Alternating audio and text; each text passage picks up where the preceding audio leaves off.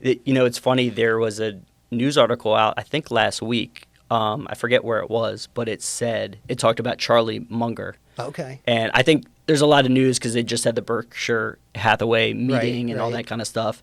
And he must have said it at the meeting. But basically, the story is he invested, I think, $1,000. I forget what company it was in 1968. Okay. And he now makes $70,000 per year That's amazing. off in dividends. Yeah. Okay. So I forget what the stock was. We'll have to figure it out. But that's incredible. Obviously, 1968 is a while ago, and $1,000 in 1968 is, a lot more. It's probably more like I don't know, like $10,000 now, but still a relatively less than 70. Right, a relatively small investment now he's earning in dividends more than the average income, in the United States. Yeah. So it's just, I think that's like the median household income in the area. yeah, it's like 50. At, It's like 55. Or I don't know what it is, but Yeah. it's insane. So, you mentioned this before earlier about the idea of like everybody wants to,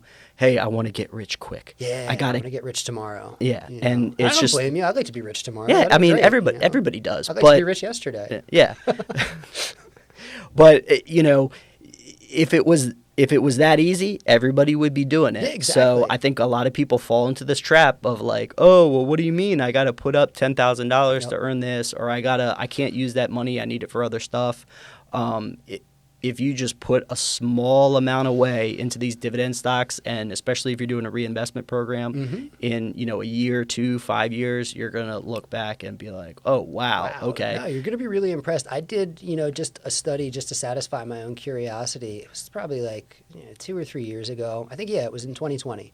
Everything was locked down. I had extra time on my hands. I was like taking online courses and just like modeling stuff and like trying to figure out what was going on and just I like data. I like numbers. I love this stuff. I love finance. And so I took 3 stocks that were what I consider to be household names back in 2010. It was Apple, Microsoft, and Broadcom. Right. And so Broadcom might be the one that maybe wasn't quite a household name, but like people probably knew about it. But Microsoft and Apple, like everybody knew about those two. Right. And so what I did with my model was I put $10,000 into each one of these companies.